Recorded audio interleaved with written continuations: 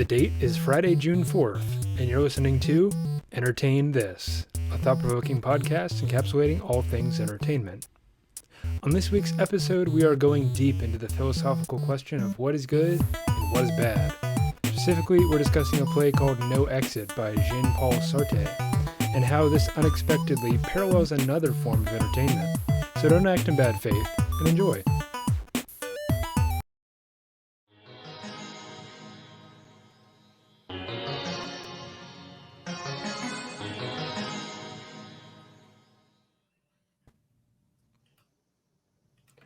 Hello, everybody. You have once again ventured into our part of the woods, our secret little secluded area where we tell you about all things entertainment. It is, of course, Entertain This. Entertain this. As always, and I so often love to forget, my name is Alex. I'm Michael. And I'm Nick. Boy, oh boy. Oh boy, oh boy. Another week has passed, and here we are. It is like a little bit fever dream. Life it is a little. Life comes at you fast, and you never know how it's going to come at you. But you always hope it's a good way. For those of you who are listening to our podcast, if you're currently questioning why we are so frazzled, it's because we have officially started live streaming episodes of our podcast, which means people will get the chance to watch us make fools of ourselves live. Now, does that mean that we are going to stop going on YouTube and stuff like that? No, we're always going to post our older videos onto YouTube for people to enjoy in the past tense. But another fun part of it is that now we get to kind of see your guys' comments as they come through. We can't always acknowledge them, but we can read them. So that's fun for us. We'll tip our But without further ado, we are currently recording the first episode of our monthly rotation, which means the ball has been thrown all the way back to me, which I just love not being the one who gets to just sit there and listen. It's so great. But I do have a pretty fun episode planned for us today. We are in a bit of a time crunch because we have to keep it under a kind of hour and a half because the El Guapo show starts right here on the Scene Snobs after us. Since this is our first episode doing it live and we don't want to kind of step on their toes, we may end up stopping our broadcast to strictly the Scene Snobs Facebook page, but we will continue the show on our YouTube channel and our Twitch, at least until we finish the episode, just because we kind of go over all the time. But we're not going to step on El Guapo's time. That's for darn sure. So without further ado, let's get this thing started. So this is fun. This is a fun episode for me. I did let the cat out of the bag because I went and I hung out at Michael's house, and I didn't shut my mouth, so I told him what I was doing an episode on. But I did not tell my friend Nick here what I was doing an episode on, so he gets to go into this completely blind, which is scared. It's not something that we always do, but it is fun when we do it. I need a blanket. So I'm going to start this episode off. Usually we kind of keep it light and funny, but this is a bit of a heavier episode. We're going to be discussing some heavier topics and some philosophy, as we so often do on our show, because it often ties right into entertainment. So in this episode, I'm going to start with some rather heated questions, and they aren't rhetorical. So please, boys, feel free to answer. And those of you who are watching along in our live stream, again, I'm blasting it for those of you who are listening to the podcast in the past tense, because I want as many people as want to come and watch it if they want.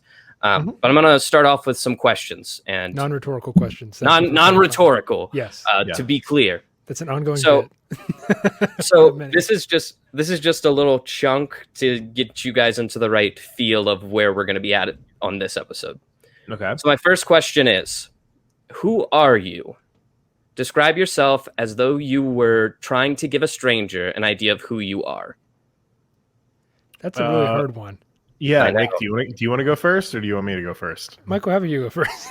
Okay, we'll give this a shot. I am a large white man who enjoys long walks on the beach as well as technology, and who a lot of the time says really dumb stuff, and has been for some reason given a platform to say dumb stuff to a large audience.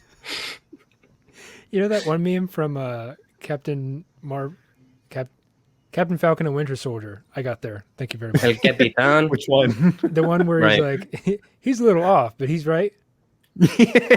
Yeah. I think that's both of us, but me for a larger extent, because I say some strange stuff sometimes, and you know, I explain myself out of a cardboard bag sometimes.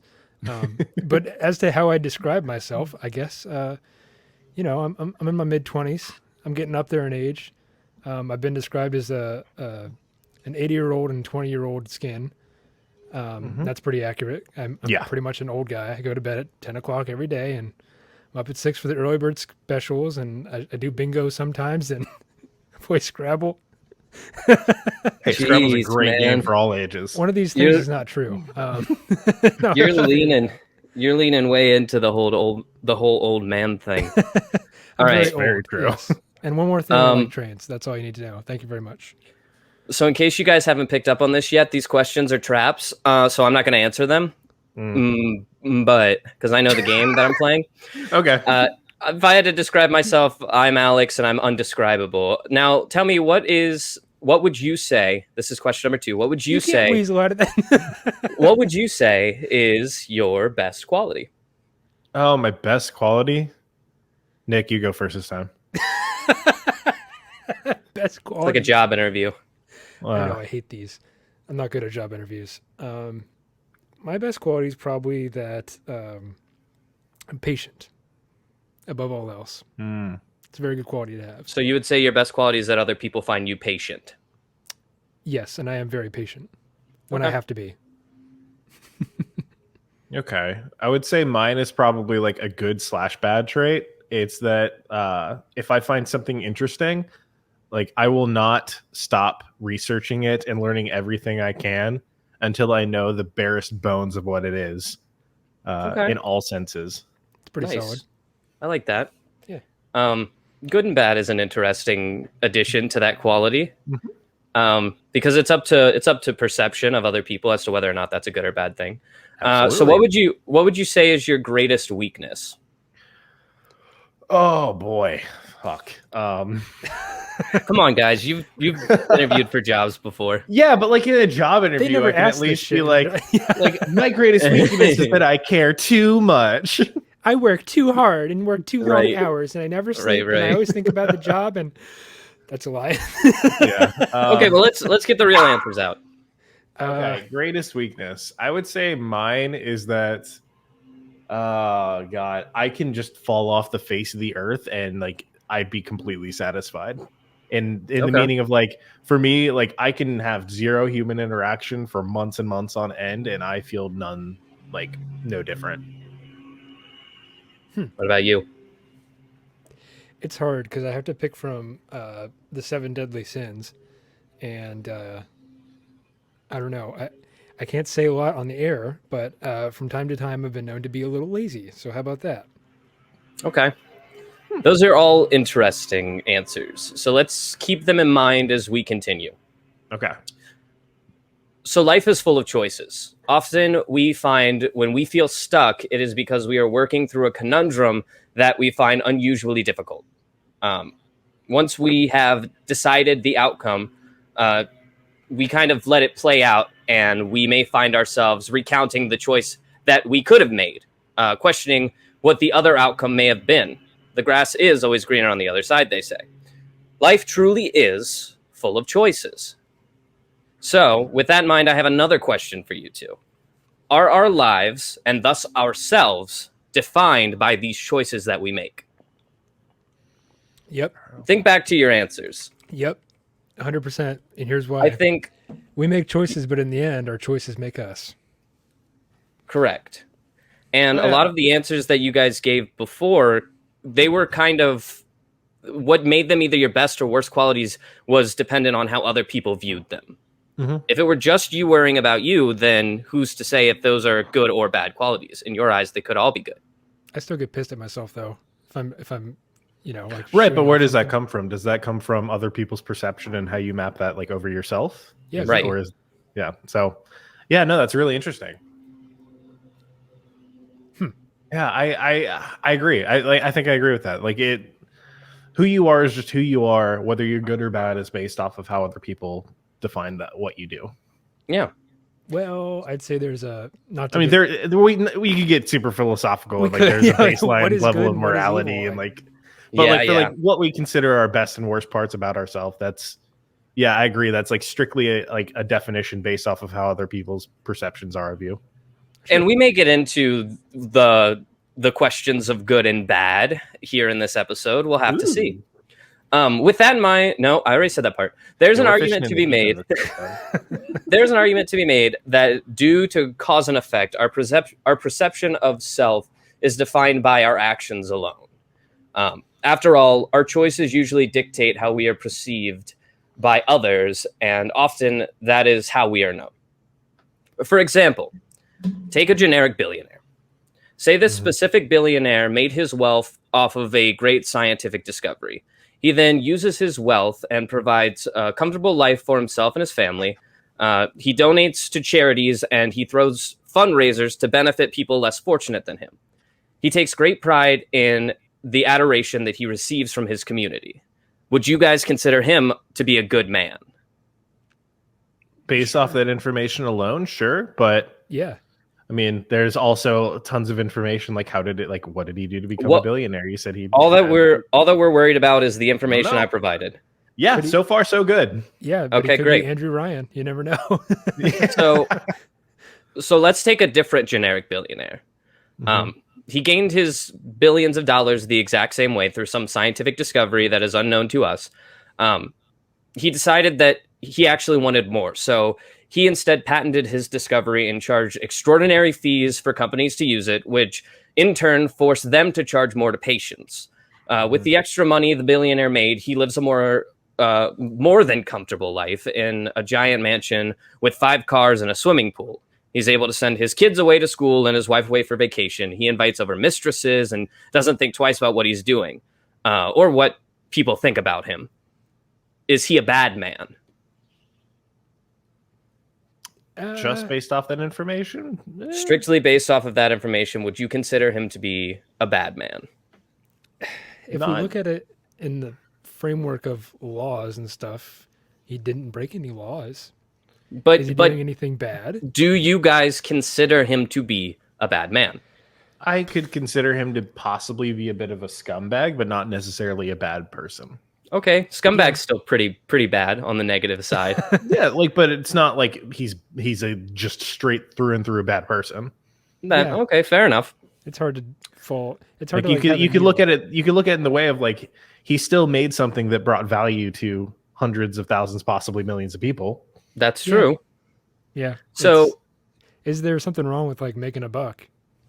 I don't know. That's a good question, and it is like a morality thing. Like, is what he does with that money moral? Is it moral in comparison to the other guy? But the juxtaposition that I propose lays out the groundwork for Jean Paul Sartres, is how you pronounce his name, existentialist philosophy of bad faith. Ooh. I know what you're thinking. Alex, this is an entertainment podcast. What does this have to do with entertainment? Stick with me for a bit as we discuss how this philosopher in the 1940s eventually inspired my favorite modern work of entertainment. So sit back, look within, and entertain this. This is where the cool intro happens. Anyway. That's good. Yes, this is where I'm going to put the intro. Very good. Very good. So in my intro, we laid out the groundwork for the ideas of bad faith. Let's expand on that first by understanding what Sartre was referring to. According to the Columbia Dictionary of Modern Literary and Cultural Criticism, in the philosophy of existentialism, bad faith is the psychological phenomenon whereby individuals act inauthentically by yielding to the external pressures of society to adopt false values and disown their innate freedom as sentient human beings. Let's start by discussing that. What do we take away from this philosophy and its definition? It's kind of what you guys were getting into with the questions, like what we define ourselves as almost comes entirely from the views of others. So that's at least kind of what I take away from it, is that because we understand that as humans, we then act inauthentically to what we would actually want to do because we're worried about what other people are thinking about the things we're doing. Right. That's Yeah. yeah, the definition you just read there was like, I wanted to go back to grade school and be like, English, please, nerd. Mm-hmm. But I mean, thinking about it at a deeper level, there's something that politicians do a lot, which is called negotiating in bad faith, Mm-hmm. which is both sides do this, by the way.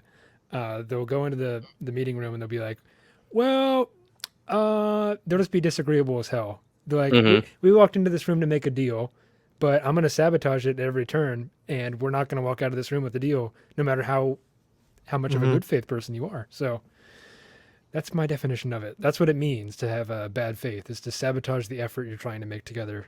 And Yeah, and I think it's named from that idea of acting inauthentically towards your end goal. In this example, it is your own self. You're acting inauthentically to change who you are. Interesting. Yeah, there's like a baseline level of pessimism that goes into it. Like, Oh yeah, and Like, it's going to get very pessimistic in this episode. yeah, it's the whole idea that like who you are is completely out of your control. Like you can attempt to be as authentic as you possibly can be to yourself, but there's no way to be. Right. There's no way to be me. And so here's an example, and you guys can take this however you want. I don't want to change how people view you or how you want people to view you, and I'm not asking you to not live in bad faith, because I know that I do every day. But let's take the issue of littering, for example. When you think hard about it, and I'm going to think hard about it, when it comes to littering, I don't do it. I think it's wrong. But I think it's wrong because I know if someone caught me littering and called me out on it, I'd feel like a piece of shit. Would you say that that's the core reason, or would you say that that is like one reason? I would say, if I were being honest and boiling it down, that is the core reason. And there are other reasons that sprout off of that. Like, oh yeah, of course I'm going to feel like a piece of shit because of this, that, and the other. But at the end of the day, if nobody was going to call me out for littering, or everybody was doing it and it wasn't a societal big deal, I probably would do it. Gotcha. Okay. I know. I feel like with littering, it's like in specific, it's a little bit of a different one for me, just because there is that overarching like concept of global conservation and keeping your place around you as good as possible. Yeah, sure. It also has a little bit to do with, like, me personally, I'm a bit of a neat freak, so when I see a whole bunch of litter on the side of the road, it tweaks a nerve, and I don't really like it. So you're the type of person who I wouldn't litter for. Like, I don't litter because, number one, I don't want to like cause more damage to the earth, of course. But number two is because I don't want to piss you off. I don't want to make you upset with me. Right. I mean, that can get into like the whole thing about who you are as a person, Alex. Like, and then that's exactly where this episode's taking us. Right. So let's step away from the littering thing. But let's ask the question: how does this relate to our two wealthy men? The idea of possessing bad faith is complex, but in these men, we can kind of see where we're getting at. Like, the one who does good, the billionaire who like donates to charity and receives the adoration of his community, he thrives on that adoration of all of them being like, wow, you're such a good guy. That was something that I wrote into it specifically, was that he enjoyed the adoration from other people for the things he did. So is he a good man if he is only doing it for that adoration? Or is he living in bad faith and thus a bad man for only doing it for that praise? There's a story in the Bible, not to get biblical on you guys, but there's a I can't remember the exact story, but there's some dude in a temple, and he's praying out in front of everyone. He's like, he's really into it. He's going and shaking and all that, saying all that nonsense. Yeah. And then there's a guy in the back who's, just as pious as he is. And he, Jesus comes up to him and is like, hey man, what are you doing? It's like, I'm praying. What do you mean? And I think the end punchline of that, if there is such a thing in the Bible, is that you shouldn't let your right hand know what your left hand is doing. And I might be quoting this terribly, but the idea is that don't be a hypocrite and keep doing what you're doing in private, and people don't have to see it, Yeah. Yeah, it's there. To kind of go along with that, like I believe it's in Romans, Paul is writing to just the general Roman population. In that, and he is describing a very similar scenario where they're like, one of the big fears of the Roman people at that point was the people who are being pious out of fame. People who specifically want to like show themselves as followers of Jesus to gain that fame and notoriety. And Paul writes, like, fear, like, it's not an inherently bad thing, but fear those people because of what they can bring. Sure. And it's the whole idea of like, just because someone is doing something for bad motivations doesn't necessarily mean that they are a bad person, but it can lead them much quicker to bad intentions. Yeah. What's the old phrase? Good intentions pave the road to hell. Yeah. The road Something to hell like is paved. that. The road to hell is paved with good intentions. Yeah. Yeah, I got to flip. Big So deal, okay? so I guess at the end of the day, when we take these two men and we put them on the balancing beam of justice, they almost equal out, because this one was doing all the wrong stuff for the right reasons, and this one was doing all the right stuff for the wrong reasons. So in the eyes of whatever judgment we're looking at, it's almost as though they're equal, because they both got all this wealth, and that's I think kind of the example that I'm trying to lead you guys down to understand the super complex philosophy that people spend years and years and years studying. Right. This idea of bad faith. But I mean, what it really boils down to, and it's something that we've talked about on this podcast a lot, is the ever-present question of free will. We've discussed it before, but let's refresh the listeners. Where do you two stand on the existence of free will? We have limited free will. I'll say that much. Okay. We're really getting into the big stuff today, kids. Yeah, I know. I had to. I'm not buckled in or anything. I wasn't ready for this, but I'm gonna go flying through the windshield. I know. I need like overhead roller coaster. It's like, yes, there are some things we are obliged to do by our own biology, and that means like, breathing. That's, top of the list, and excreting waste and stuff like that. But as far as like the overarching mammalian type of prefrontal cortex functions, yeah, I'd say we do have free will in that respect. There's things that can kind of sway your opinion one way or another when it comes to that, but like people, people and societal pressures and neurotransmitter balances in your brain and how a certain thing makes you feel. But by and large, yeah, I'd say we have free will. Okay. Yeah, I would say that we have free will, but that's all kind of predicated on the notion of like will being something that is subject to influence. Yeah, kind of like what you're saying. Yeah, I think all of this studying that I've done on bad faith to make this episode has like kind of changed my opinion on free will. But for that reason, I won't spoil the podcast by giving my current opinion. It's my episode. I'll do what I want. Anyway, the example that I was given was as follows. A person is a citizen of a nation currently being overtaken. The person has several options to proceed. They could fight against the aggressors to defend their home. They could surrender to the invading forces and hope they are spared. They could flee entirely to somewhere else and start anew, or they could commit suicide as an act of defiance against choosing altogether. These are kind of the options. Free will dictates that any of these choices are viable, but this is where bad faith steps in. Let's say that our poor citizen decides that the best option for them is to flee their home in an attempt to start anew. But on the way out of the city, they are stopped by fellow citizens. They are shamed for not joining the fight a fight to defend their homeland. Suddenly, this external force of guilt brought on by other people convinces our citizen to stay, fight, and potentially die in this war. Was it, at this point, truly their decision? Do they deserve the glory and esteem of fighting if the natural inclination was affected by others? Do they deserve the punishment of death for this act? I mean, that kind of goes back to what I was saying. Like, it's still their free will to act upon either choice. Like, acting upon guilt is still free will, in my opinion. But it's a weighted free will, as before it was free will. Yeah, but what's not weighted free will? Well, no, because beforehand it was still weighted. Like, it was still weighted. It's not true. You never have true free will because there's always predicated influence on your current will. Yeah, but if he was going to decide to run, and it wasn't until this other external force, these other people stepped in to be like, "Hey, what the fuck, man? I noticed you're running," And then he's like, then I won't run. Like, they're right. I should stay and fight. Yeah, and they're only staying and fighting because they got caught. Then at that point, he is still making the conscious choice to not continue running. But is it still his choice if he decided to stay strictly because this other force came in? If it had never come in, he would have made it out scot-free. Yeah, I mean, there's always going to be some sort of influence on free will, no matter what you're doing at the end of the day. I mean, what's not weighted, you know?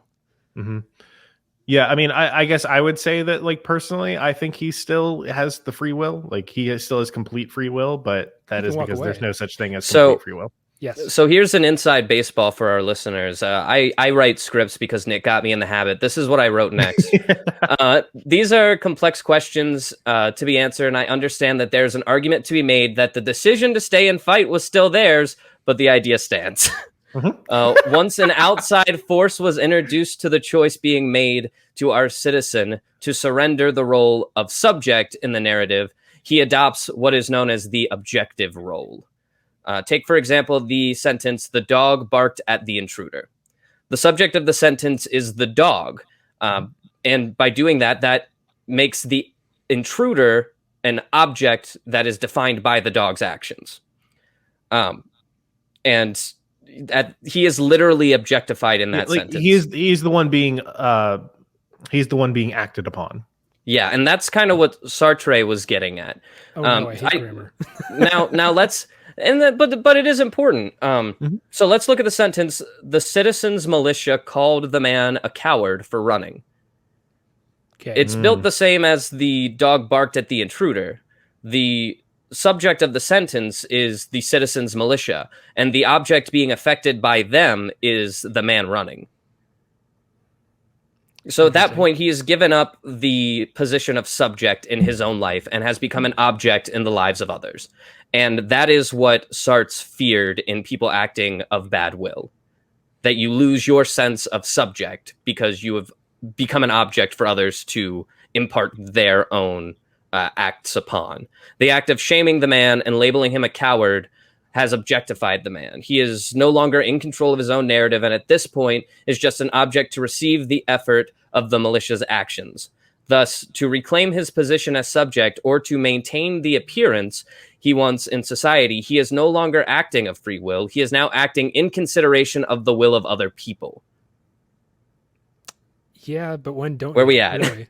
Yeah, like you're always exactly. Yeah, it's but like we're not. Sartre would say because of that exact point, you are now acting in bad faith because you are now acting outside of the means. Now, I don't know anyone who acts in good faith in society. Yeah, I think that's not a thing.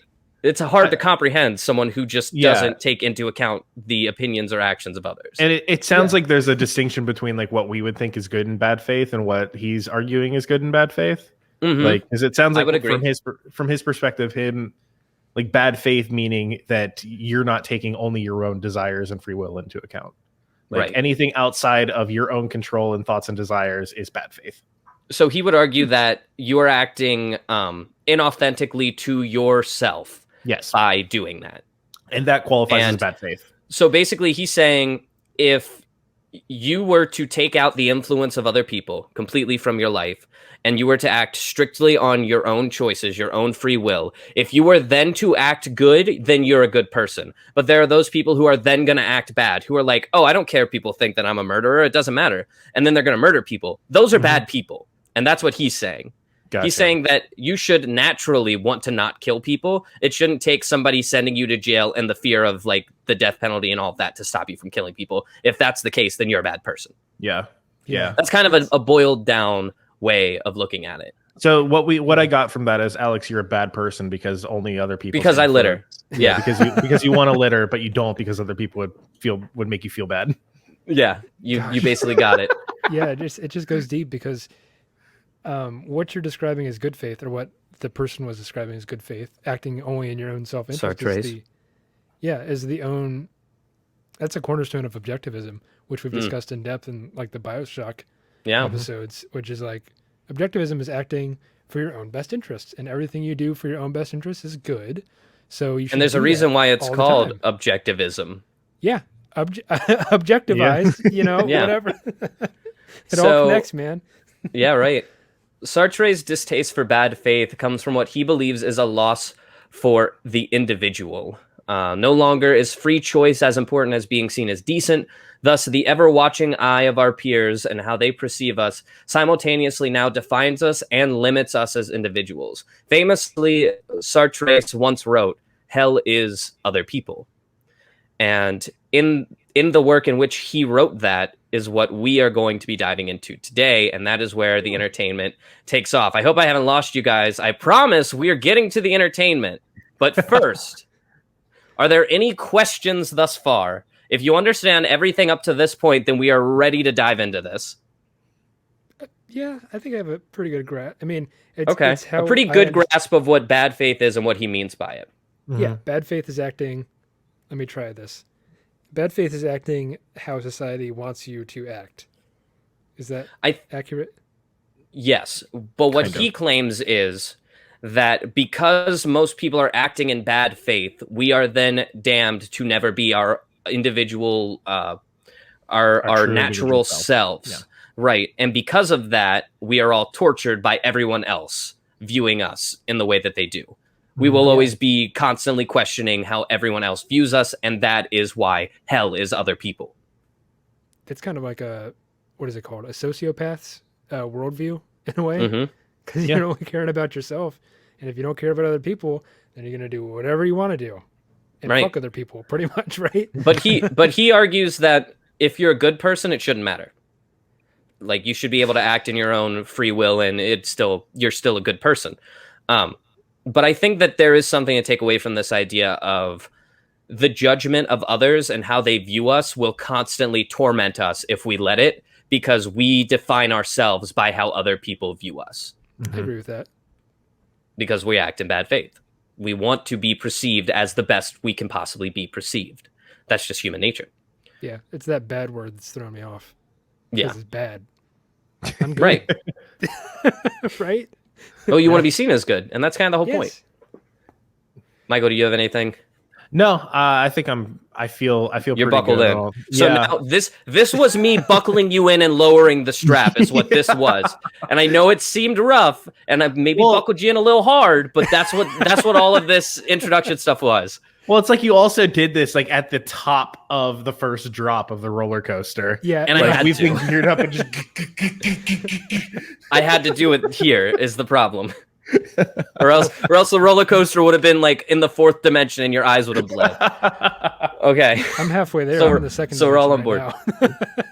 So, because this philosophy is so complex, Sartre wrote a play to sum up the ideas of it. The play is called No Exit, an account of three individuals who, and this may sound familiar, after their recent deaths are placed in a room to torture each other for all eternity. This is where the famous line, "Hell is other people," is written. Gotcha. Sartre at this point means it literally. Mm-hmm. Hell is being stuck in a room with two other people and just being tortured by them forever. Hey, wait a minute. Is that this podcast? Is that this podcast? There's two other dudes in this room. What the hell? Okay. So I found a plot summary online. I will admit that this is I took this from somewhere online. And you'll be able to find it easily. So I'm going to run through it as quickly as I can to not waste any time, but it is important to know kind of what is going on to understand where we're going with the rest of this. So three damn souls, Joseph Garson, Inez Serrano, and Estelle Regant are brought to the same room in hell and locked inside by a mysterious valet. They all expect torture devices to punish them for all eternity, but instead find a plain room furnished in the style of the French Saint Empire. At first, none of them will admit the reason for their damnation. Garson says that he had been executed for being an outspoken pacifist, sounds familiar, while Estelle insists that a mistake has been made. Inez, however, is the only one to demand that they all stop lying to themselves and confess to their moral crimes. She refuses to believe that they all have ended up in the room by accident and soon realizes that they have all been placed together to make each other miserable. She deduces that they are to be one another's torturers. Sound familiar yet? Yep.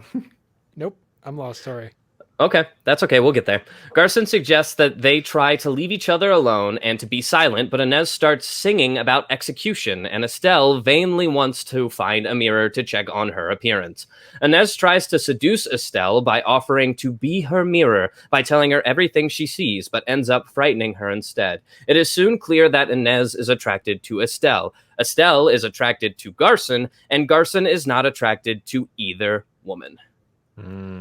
After arguing, After arguing, they decide to confess their crimes so that they know what to expect from each other. Garson cheated on his mistress, or cheated on and mistreated his wife, and was executed by firing squad for desertion. Inez is a manipulative sadist who seduced her cousin's wife, Florence, while she was living with them, which drove her cousin to kill himself. In result, Florence asphyxiates herself and Inez by flooding the room with gas while they slept out of guilt. It's going to get pretty intense.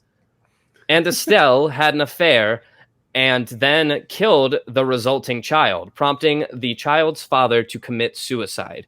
Despite their revelations, they continue to get on each other's nerves. Garson finally begins giving in to Estelle's escalating attempts to seduce him, which Inez eventually is driven crazy by. Garson is constantly interrupted by his own guilt, however, and begs Estelle to tell him he is not a coward for attempting to flee his country during wartime. While she complies, Inez mockingly tells him that Estelle is just feigning attraction to him so that she can be with a man, any man, which causes Garson to abruptly attempt an escape after his trying to open the door repeatedly, and inexplicably the door opens, even though it had refused to throughout the first act. But he is unable to bring himself to leave, and others remain as well. He says that he will not be saved until he can convince Inez that he is not cowardly. She refuses, saying that he is obviously a coward and promising to make him miserable forever. Garson concludes that rather than torture devices or physical punishment, quote, hell is other people. Estelle tries to persevere in her seduction of Garson, but he says that he cannot make love while Inez is watching. Estelle, infuriated, picks up a paper knife and repeatedly stabs Inez. Inez chides Estelle, saying that they are already dead, and even furiously stabs herself to prove the point. As Estelle begins to laugh hysterically at the idea of them being dead and trapped together forever, the others join in a prolonged fit of laughter before Garson finally concludes, well then, let's get on with it. And that's the plot. Get on with what? I'm so that confused. whole being dead thing. Yeah. The whole being dead thing. That's right. Woof. So that was a lot, but you get the idea. Yeah. There are three characters. Oh, that's interesting. Is it just a question? It's a lot like it. It was written in the same time and in the same style, so that it's fair to assume that there is some bleed over. And I did do another theory on that, which is interesting. Anyway, you get the idea. There are three people. They are in hell, and they are being tortured by being placed together in this big ruse to let them torture each other forever. Mm-hmm. Fair. Makes sense. Yep. So let's look at these characters with the lens of bad faith in mind so that we can fully understand what Sartre is saying. Garson is a coward who deserted his country during wartime and is thus executed by a firing squad. Mm-hmm. If that wasn't enough, he in life cheated on and mistreated his wife. Surely he belongs in hell. But what is it about being trapped in this room that tortures him? As we discussed before, by taking the title of coward, Garson is objectified. Throughout the play, he is repeatedly tries to escape by performing manly acts to prove that he is not a coward. Mm-hmm. Such as allowing himself to be seduced by Estelle, which is a manly act, just having this attractive woman come onto you. Mm-hmm. He then has given up his right as an individual by leaving what defines him in the hands of Estelle to make him feel like a man by her actions. And eventually, when abandoning that, he leans on Inez to define him as being brave. Both women's refusal to see him as anything other than a coward is what is currently torturing him. Ooh. Gotcha. Yep, that'd be torturous. So Yeah, no, okay, so Right. it's not. Yeah. Okay. Yeah. All the puzzle pieces are fitting together. right. So it is because these other two are seeing him in a light in which he doesn't like. That is what is torturing him. Mm-hmm. Fair. So let's move on. Let's talk about Estelle. Estelle is a woman who in life was defined by her high social status. She sought self-approval in the eyes of men and allowed her beauty to be her defining characteristic. She undoubtedly belongs in hell after cheating on her rich spouse with a young man, and after bearing a child on a long vacation, she throws the baby into the ocean from a balcony. She says how she does it. It's nuts. Yeah, so she belongs in hell. We can all agree. Fair. But let's ask why this form of torture is so effective. The room that they are trapped in purposely has no mirrors. There is no way for Estelle to see herself except for in the eyes of the others. So Estelle can no longer find her worth in her appearance and is then forced to seek approval from first Inez, but then later Garson. She puts all of her self-worth on the opinions of a man, just as she did in life. Garson, only interested in freeing himself from the torment of being seen as a coward, has no interest in Estelle. That is her torture, is not to be told she is worthy by a man. And she will never find that worth in a man, and that is all she strives for. Huh. So it's I would have thought the torture there would have been her not being able to the weight of her not being able to find herself attractive in any way, like that pressure is being put on her from other people. Yeah, not just the man, but yeah.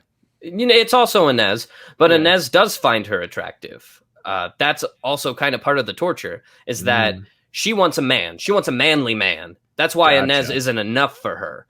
So when Garson kind of blows her off, that's her torture. Gotcha. And she has to find this approval in others. That's why there are no mirrors. It's the only way that she can find approval is by being told she's beautiful by this man. Mm-hmm. Can I Fucked up. Can I try to solve? I don't know what it is you're trying to solve, but we have one more character to go through. Let's get through her, and then I'll let you solve. Okay? Okay. Just to keep this train a-flowing. Please go. So lastly, we find Inez. She is well aware and accepts that she is supposed to be here. So she has a line where she basically goes, "Why am I here? Because I'm a bitch." Like, she says that. 1940s theater. She goes, "I'm here because I'm a bitch." Okay. She has always understood this power of manipulation that she has on other people. She uses bad faith as a tool to make others do what she wants. She manipulated the wife of her cousin into hating her husband so that she could seduce her, resulting in her cousin's suicide. Here in hell, she uses the same power to attempt not only to seduce Estelle, but also when she sings about execution, that is to force Garson into thinking about his execution. The only information that she knows about Garson at this point is that he was executed. And all of this is to no avail. Her play continues to be to remain in complete control through her torture. And at the end of it all, the two characters she has been placed with are too self-involved to allow her to torture them. That's her torture. She found satisfaction in power over others. And by this power being taken away, she unknowingly had lost her own self-worth because she had placed it in being able to torture other people. Wow. Gotcha. So she too was finding her own self-worth in other people. Which is kind of where bad faith takes that turn where it's like, oh, I also, to not act in bad faith, I have to be enough for myself. And that's hard. Yeah. Like, it's hard to look at yourself in the mirror and be like, you are enough. Like, that's why this is a whole different side that we haven't really explored. But like, because she wasn't enough to herself already, that she is also acting in bad faith. Yeah. So we find these characters in a stalemate, each requiring something from the other, and each other refusing to give it to him. Through the logic of bad faith and defining oneself on the relation to others, they are eternally tortured by their goals being just out of reach. Yeah. All right. Yeah, You'd like to solve the puzzle. I'd like to hear your solve. Well, it was a solve, but now it's falling apart. So it's not much of a solve anyway. Okay. I was gonna say from the get-go. I thought you had said, figured out where we were heading, like what the next step was. Okay, fair enough. I wish I had. I really wish I had, but you started out by saying the guy was looking to not be labeled a coward. And that brought into my head the story of the Wizard of Oz, where the lion. Okay, well that's interesting. And then it fell apart after that because I was like, the Tin Man needed. Nah, just forget about it. There is an argument to be made that we are heading in a Wizard of Oz-esque direction, but that is a completely different episode we can worry about later. Who's the wizard behind the curtain? It's probably Alex. Who knows? It might be me at the end of the day. Because each has the power to satisfy the other, but refuses out of fear of losing advantage over the third, Sartre has physically made what he means. He has physicalized the negative impact of bad faith. You can lose yourself in others and are tortured by who you desire to be. You're not tortured by others, you're tortured by yourself because you're not being viewed the way that you want. Right. Which is something that I think is a lot easier to swallow. Yeah, that seems. Yeah, I think so. Yeah, in a sense, you are placed in an internal hell of other people's expectations, and for that reason, hell is other people. It some of that just seems like trying to achieve a goal, and no matter what you do, you can't achieve it, right? Because Sure, because you're not in full control. Right. Yeah. They all want something from the other person, but they can't. They can never get it because the person isn't willing to, But you can't do it alone because we live in a society. We live in a society, you guys. But it's like they could sit in a room and negotiate, right? I mean, but when they try, they were perfectly picked because the three of them each have different goals. Where it's like, if I give a little, I lose everything. Yeah, and maybe part of that just seems like I'm approaching this from a very optimistic kind of standpoint because I guess that's just how. Well, this is a downer. This is all a huge downer. This entire philosophy is a giant ass downer. Yeah, but and it's like the bright hey, side you actually know you you have no control over who you are because you live strictly as a reaction to the actions of other people. That might be true, but I'm looking at this like. There's a good side of this story where they all sit down and they're like, all right, what do you want from me? They sit down, they just do it, it shouldn't be like this where they're all fighting at each other's throats. Like we can get along. It shouldn't, but it is. That. We can get along. You know what, Nick? I agree with you. Let's explore that because this is a downer. But this concept stood as inspiration to a show that I absolutely love. Is it The Good Place? It is, in fact, the first season of the show, The Good Place. NBC's The Good Place. You solved. You did it. That was the puzzle. It premiered on September 16th of 2016, right. And the premise was as follows. Eleanor Shellstrop, played by Kristen Bell, is a woman welcomed after her death to, quote-unquote, The Good Place, a highly selective, heaven-like utopia designed and run by afterlife architect Michael, Ted Danson, as a reward for her righteous life. However, she realizes that she was sent here by mistake and must hide her morally imperfect past behavior while trying to become a better and more ethical person. So though nowhere near as evil, there is an argument to be made that Eleanor is based off of Jean Paul Sartres' Inez. She walks in knowing who she is. She knows she's a bitch, or a bench rather. She knows she's a bad bench who don't need no man. Both lived manipulative lives where they often tricked others into doing what they wanted with little concern for how they were perceived, but also were defined by this power over other people. Mm-hmm. You know what I mean? Okay. Yeah. Eleanor was assigned a quote-unquote soulmate in Chidi Anagonye, a deceased French-speaking professor of ethics and moral philosophy who taught at the I'm gonna badly mess this up because it's mostly in French. Sorbonne and St. John University in Australia. Not Austria, it's Australia. Make more sense if it was Austria, just saying. Our fact checker Chloe is currently smiling at me in her camera, which makes me feel like I'm doing a great job. Yeah, you did. Although he has a kind and supportive nature, his inability to make choices frequently leaves him over anxious and indecisive, often resulting in poor decision making. He is seen as a coward in most situations, leading to a fair comparison to Garson. He gives Eleanor ethical life lessons in an attempt to make her a better person. Fair. So another fair kind of comparison. Mm-hmm. Basically, you have the bench who is like knows that she doesn't belong here and is now torturing the coward because he is indecisive and has to make decisions. They are torturing each other. Yeah. The next door neighbor of Eleanor in the good place is Tahani Al-Jamil, and she is a deceased, wealthy British philanthropist and fashion model who believes she belongs in the good place.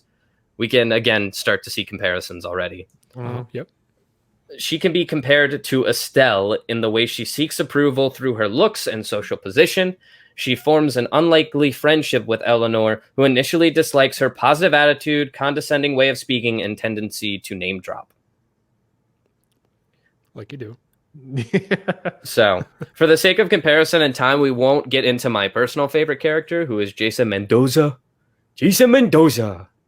Along with a number of other differences between the two works. It is clearly by the end of season 1, when it is revealed, here's a big old spoiler alert, that they are actually in the bad place, that this first season is almost pulled from the play. These people are put here in hell to torture each other for all eternity. It's not a room, it's a giant civilization, but the point still stands. The characters have been placed together as an experiment to prove that human beings, when placed with the right people, can torture each other indefinitely. Yeah. Yep. That tracks. But because the other was such a downer, though the premise may be similar, The Good Place actually almost acts as an answer to No Exit and Bad Faith as a whole, to kind of disprove it, like we've, or at least you two have been trying to do this entire time. And I purposely have been staying out of in hopes that this ending argument would kind of hit a little bit harder. Devil's advocate's getting disturbed in my head. Yeah. While Sartre argued that other people only stood as disadvantage to the individual, the writers of A Good Place spend the next 4 seasons exploring how, through accepting each other's flaws and helping them identify their faults while accepting our own, we can grow and learn as people, even in hell. That's right. Because the idea of bad faith looks at the influence of others as a complete poison to the self and for self-identification. But there's that other side where it's like, yeah, but sometimes people can be like, hey, Alex, stop littering. And that makes me a better person. Yeah. Because I should have thought of it on my own, but I didn't. So I'm a better person because of it. Yes. You know? That's kind of what The Good Place offers Sartre in his involvement in bad faith, you know? For sure. Yeah, it's the whole notion of like being influenced by others is not inherently a bad thing. Yeah, it can be a really good thing. Like, for instance, one of my first jobs in a big corporate office, I was coming out of an environment that wasn't really, corporate. So you said what was on your mind, and that was the end of that. But somebody was like, hey, next time you're talking to the boss, don't put your 2 cents in. And I was like, really? So I started doing that. And one thing one thing led to another, I guess. And my boss started liking me. So that was a pretty good little power play there. Influence can be a good thing. Yeah. Especially when you are vulnerable like that, I guess. And you have time to take something from somebody else and incorporate it into your mindset. So. Well, yeah, it's like you have to like set yourself up to be influenced by others and opening you have yourself to be vulnerable up in some way. Yeah, I think us as individuals, we are moldable. We are constantly changing and morphing into different things. We go through different phases in our lives where we're different people. Um, Some of that has to do with self-reflection, which I think is super important. But because we live with other people, we're a herd type of creature. We want to be surrounded by others.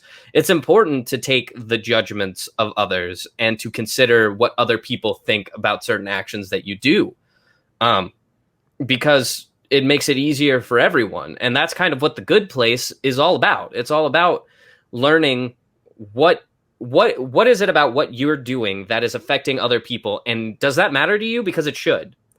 Like when Eleanor basically comes in and ruins hell for everyone, at first she's worried about getting kicked out, but at least before the initial reset that happens, she wants to become a better person to make things easier for everyone else around her. So much so that the other people seeing Eleanor trying to change, it pulls them into it as well, to want to change as well and to be influenced by other people. Jason, for example, Jason Mendoza, joins in on the ethic lessons to become a better person because he sees Eleanor doing it and Eleanor tries to pull him in. He accepts that outside help and becomes a better person as well. So kind of in conclusion, through free will, and though free will is desirable and the want to be one's truest self is a constant, the world is complicated. I feel both Sartre and the writers of The Good Place would agree that being judged and judging others only hurts human nature as a whole, at least when you're doing it in negative light.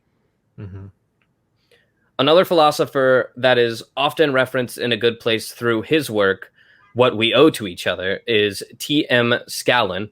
He's actually still alive, and he was actually born in Indianapolis, so he's closer than you think. In his book, he explores the responsibility each and every person has to maintain morality or to understand the difference between right and wrong. The characters in No Exit lack this morality altogether. They don't understand the difference between right and wrong, and that's clear in their actions. Because arguably, when morality is introduced to the logic of bad faith, it almost crumbles entirely. Not necessarily, because they're doing what they think is moral. In bad faith? Yeah, if they have bad faith, then they're doing... Don't get tied up on the name, because bad faith is its own thing altogether. But the philosophy of bad faith is a different idea than having bad faith. That's why I ended up quitting any sort of like philosophy class I was in, because I got tied up on the definitions, and the definitions are all loosey-goosey. Good is good, bad is bad. Hard to understand. But it's called bad faith, but what it refers to is acting in bad faith to one's true self. But that takes a long time to say. Yeah. Acting in bad faith to one's true self. Yeah, so basically what I'm saying is that the people from the play are acting... Yes, they are acting in bad faith, but they have the twisted sense of morality that they're doing a good thing because they're acting self-interest. Is that make sense? I would argue that their lack of morality makes the choices they make moral, but that's only because they don't understand the difference between right and wrong. Yes, I think I agree with you. Okay. I hope I do. Philosophy is a confusing thing. My brain's in congratulations. You're welcome. But as I was arguing, bad faith is this idea that the judgment of others is what forms us and is the only thing that can get in the way of one being one's truest self. But when you introduce morality and what we owe to each other, which is the morality of being alive and living with other people, knowing what is right and wrong to do to other people and act in a way towards other people, morality almost cancels out bad faith, because you want to be moral. You want to be good. In your truest form, you want to be a person who is considered to live in the right way. And because of that, it acts in opposition of bad faith, because you are deciding to be good. That is your decision. Now, I think there's an argument to be made that like these two forces will kind of go against each other forever, but you get to pick your side, and I'm picking morality. I would say bad faith pushes against morality almost unendingly, because bad faith says, well, all morality is taking what other people think of you into consideration and defining what is right and wrong off of that. Yeah. But then morality is like, well, if you're a good person and you do the right thing anyway, then people are going to think good of you. And you can argue that that's why you're acting that way. And so they kind of contradict each other a lot, but a lot of philosophy does. Yep. But I would say 100%. Like T.M. Scallon was saying in his book, What We Owe to Each Other, understanding what is right and wrong and understanding that we owe each other the best versions of ourselves. And we owe each other to be moral. And that's kind of what kind of ends The Good Place altogether, is this understanding that being moral is what we owe to each other. Once these characters understand that that is what they owe to each other, they become moral and they are able to escape hell and eventually make it to the real good place. And maybe, just maybe, if we do as well, we can all make it there too. Mic drop at this point. If someone wants to edit that If you could, yeah. It's bolted to the desk. We know this. Yeah, and plus it'd just be hell on the clipping, and it'd be a horrible. Oh man! Hey, doing that, dropping the mic, that makes my life a little worse. Because So I this- edit it. This was all big and confusing. Are there any questions or statements that you guys want to make before we close this up? Get back to me in a day. I'll let you know. It's going to take that long to process. No, I Being fully mean, honest. I feel like no, a lot of what you're talking about makes sense, and I agree with you at the end point. Like, yes, we do inherently owe it everything to each other to be as moral as we possibly can be. Right, Sure. because we're all stuck on this giant dirt mound in the sky. Yep, and that's why, Alex, I'm going to tell you, don't fucking litter. And I don't litter. But when I Don't track fucking down litter. to it, Yeah, but now I'm this is suspicious why of you. this is why I say they act in imposition, because if I were thinking in the logic of am I acting in bad faith by not littering, the answer is yes. But also, do I want to litter? No, because I know morally it's wrong. So that's why they kind of oppose each other. Mhm. So yeah, I did lead you down the path to believe that I litter because I'm a bad person, because that was for the sake of argument. I want to end the episode now. Another question that comes up is like that point about giving the best part of yourself to others. Yeah, I wholeheartedly agree with that. It's just that there's a certain part of your brain that's like, I don't want to give 100%. I don't want to do anything. I just want to sit on the couch and watch Netflix all day. I want to watch The Good Place on Netflix. Nice little plug there. Hey, you guys should go watch The Good Place on Netflix with all I this do in want mind, to watch because it now. it's gonna be. You should also watch No Exit. It's on YouTube. You can stream the whole thing. Damn. Oh, that's the play. Yeah. Whew. You got my brain like fried right now, because I'm like, what's good anymore? Really? Like, Philosophy end of the will day- do that to Oh, you, yeah. man. Oh yeah. making a point to go see Candide now. It's just Mhm. that was philosophy 101. This is philosophy 102, and I don't like it. It's all So stuff how we've about that? explored before in the podcast. We It's have a Um, different framing. yes. So, I enjoy without it. any further ado, this is live. So, thank you all who've tuned in and joined us for our live thing. This is going to be the only episode where I say it's live this many times. It's also kind of advertisement for other people who want to watch us live. You can check us out. Mhm. We will be going live at 6:30 every Thursday to record an episode of the podcast.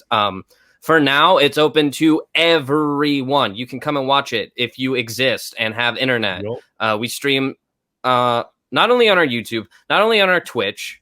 Our Twitch, by the way, is if you search Entertain This, you can find it, but I usually don't put it in the end plugs. We also are live on the Seeing Snobs Network Facebook page. So you can find it anywhere there and come and watch live and comment along and talk with other people who want to talk about the stuff we're talking about. This would have been a crazy episode for that to happen, for people to be throwing like all these big personal questions out at. But come and join us there to see it live. That's it. That's what I had, I think. I may have been starting a point before that, but I lost it. So, We all kind of Yep. lost a bit of ourselves today. hey, we'll be right back after these ad breaks for the Quick This, starring Nick Wolf, who was our live guest last month. Yup. Which the episode you can only see on our YouTube channel. It didn't go live because Mhm. we did this instead. So stick in to see that. Woo. Which really is the best. Hey, Cammy. Hey, Bryant. What do Robin Hood, Vlad the Impaler, and Mothman have in common? IDK, what? Well, they're all topics on our podcast Mystery, where each week we discuss a new myth and the history behind it. That's Myth Story with an IE. See you then. Oh.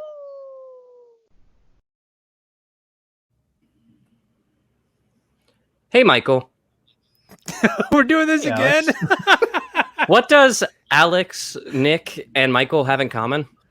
IDK. What? They're all on the same show, Entertain This. And last week we had a special guest on talking to us about The Last of Us. And Nick has so nicely returned to our podcast this week, as we so often do, to do our Quick This segment. You ready? Hi. Hey, how are you? Oh, wait, is it me? Hey, one of these things is not like the other. It's you. But wait, Guys, that's another bit that I do all the time. but I can't understand. Oh, he's cutting out. That's the bit. Oh, okay. That's okay. You're going into a tunnel? Do you need to call you back? Or? Hey guys, I'm sorry. I'm going into a tunnel. But is that for free? Hello? So do I call now, or when do I jump in? When do I do my quick this? You can Right now, let's do it. just go Yeah, for right it. Wait, now. hang on. All right. He's gonna count. 5, 4. Gosh, we're still on this bit. 1. Oh, go. So my quick, Oh no. Come on, Not man. very conducive to your 5 my minutes. quick this, ladies and gentlemen. Sorry, enough of the fun. We're gonna rip you now it's off time at the to 5-minute mark because of your comment last Okay, week. fine. So. I can get this done. I don't need all the 5 minutes. Watch this. Okay, great. So cinema's reopening, ladies and gentlemen. Theaters are unfurling their red carpets, popping the popcorn. We're ready to go. We did a All whole your auditory episode on senses- this. We did do a whole episode on this, but We did. You can listen to that too. what we haven't done now that theaters are reopening and big blockbuster films are now starting to get their spots back in cinemas is we now have a return to in-person film festivals, ladies and gentlemen. The Sundance Film Festival is going to be in person and virtual next year in January, February-ish. South by Southwest in Austin, Texas they have their dates now. They just finished this year back in March. They will be back in person and virtual. But the one that I want to talk about in particular is one that is also out of Austin, Texas, which is called Fantastic Fest. This is one of the largest genre film festivals in the U.S., specializing in horror, fantasy, sci-fi, action, and just plain fantastic movies. This is presented by the Alamo Drafthouse, which I've Love also them. talked about in a previous podcast. This is a festival. It is running from September 23rd to September 30th, 2021, this year in person. They haven't announced a film slate yet, but they just announced that, hey, we're doing it live in person. Here's the week we're doing it. It is, like I said, in Austin, Texas. It is primarily, if not exclusively, out of the South Lamar Alamo Drafthouse location in Austin, Texas. It's got about, I think 9 screens in that theater. And it is a huge festival. It all takes place there. Everybody just lives at that theater basically for the entire week. Awesome. There's so many different films that they show throughout the past. They've had world premieres of John Wick, There Will Be Blood, Zombieland, Split, Overlord, Apostle, The Night Comes for Us, with guests such as Tim Burton, Nicholas Winding Refn, Robert Rodriguez, Ryan Johnson, Ryan Reynolds, Edward Norton, Winona Ryder, Paul Rudd, Paul Thomas Anderson, M. Night Shyamalan, Tenacious D, Danny McBride, all sorts of cats show up. It is a huge... Four of the people on my bucket list to meet. Of what? Having sex? Oh. That too. That too. It is, not only is it a great place to see new and exciting genre film from horror and fantasy, but it's also a great place to watch crazy different cool things that they do, like Fantastic Feuds, where they do movie trivia in the theaters with a wide collection of not only guests, but also panelists, filmmakers, and cast and crew. They also do these things called Fantastic Debates, where they get 2 people and they put them actually in a boxing ring, and they do debates on film and genre, and they actually fight. They also do karaoke nights where everyone just drinks and gets wild, and it gets crazy. People sometimes get naked. It's weird and wild. It's one of the only film festivals where you will actually have a great chance of seeing Elijah Wood ride around with a cigarette in his mouth on a Lime scooter. That happens quite often. That's where that meme came from. I actually had the chance. I'm putting my camera up there. I got to see 2 films from there recently. One of the, I guess it was like 2019 festival. I saw the film Apostle, which is now, I believe, on Netflix, starring Dan Stevens. And then I also got to see Overlord, the Nazi zombie related type movie. I saw that movie months before it actually premiered in theaters. Going into both of those movies, I was completely blind. That's the great thing about film festivals is oftentimes these are movies that have either A, not been announced, B, have not been picked up by a distributor, or just, don't have a release date yet. And you're just going into it fairly cold. And that is one of my favorite ways to experience films, is to walk in without really knowing anything, maybe who the director and some of the cast are, and just letting the movie take me on the trip that it wants to.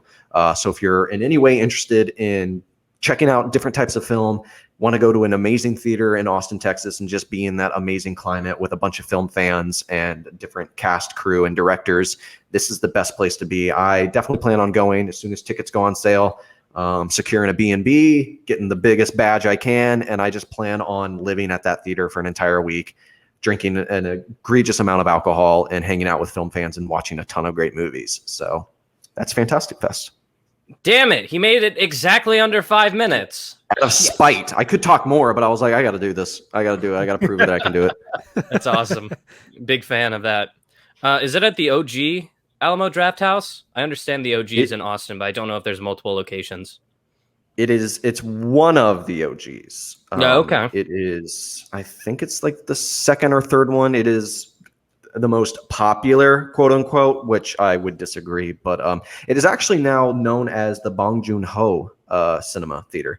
They actually they gave him a placard on the theater, and it's now dubbed his theater. Bong Joon-ho, who's directed The Host, Parasite, Mother, a bunch of other great South Korean films. So incredible. It's just a fun anecdote.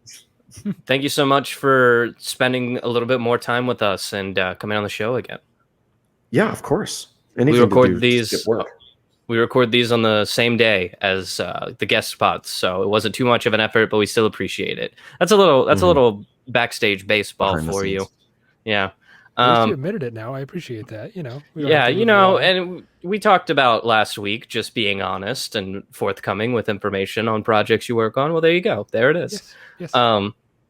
So, as always, if you have something that you would like to see us talk about on the show, we are so very open to suggestions. The best way you can do that, of course, is to visit our website. That's www.entertainthis.net. At the bottom of the homepage, there's a little questionnaire that you can fill out. It'll send a message straight to us. You can use that to tell us what you want to see us cover, or if you, like Nick, want to have a guest spot on our show, tell us what you'd like to talk about on our show, and we may just bring you on. Nick, you got close to your microphone. Do you have something to say there? Do you have a plug? Yeah. I forgot to let you plug something. Sorry about that. Yeah, no, please, if I may. I would like to plug the sequence, the Furby sequence in a little film called The Mitchells versus the Machines. It's currently on Netflix. It's a great movie. So just watch it. Should I go see that? Is that like a thing I need to watch or entertain or? So you can if you go onto www.youtube.com and type in Furby scene, you should be able to find the scene. It's pure cinema. Okay. There are other ways to contact us. One of those ways includes our Twitter. We are entertain_this, or you can find us on Instagram. We're Entertain This Podcast. We also have a Facebook group. It is Entertain This Podcast. Just search it. You'll find it. And we post weekly our new episodes and a brief premise to try to pull you in and have you listen to that. We also have a YouTube page if you guys are interested in maybe seeing the visual side of this show. See all the weird faces that we make into the camera and the number of times that I check to make sure that my camera is still going per episode, which is often. You can check us out. We're on YouTube. It's Entertain This. Add the 3 dots. Make sure that you find the one with our logo. as always, entertain us so we can entertain you, and you can entertain this. We'll see y'all next Friday. Goodbye. Bye. Bye.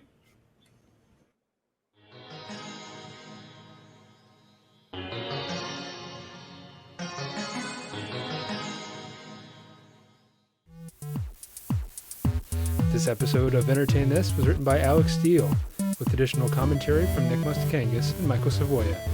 Our showrunner and resident fact-checker is Chloe Price. Our theme music is Rushable by Aaron Spencer, with additional interstitial music by DJW. Tune in every Friday for new episodes, and thanks for listening.